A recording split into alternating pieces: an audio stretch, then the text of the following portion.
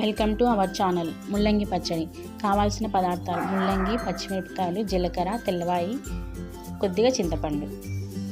ఒక ప్యాన్ తీసుకొని అందులో 2 స్పూన్ల నూనె వేసి కొద్దిగా హీట్ అయిన తర్వాత 5-6 పచ్చిమిర్చి తుంచి వేసుకొని అవి కొద్దిగా వేగిన తర్వాత అందులో 1 స్పూన్ జీలకర్ర, 6-7 తెల్లవాయలు వేసి బాగా వేగనివ్వాలి.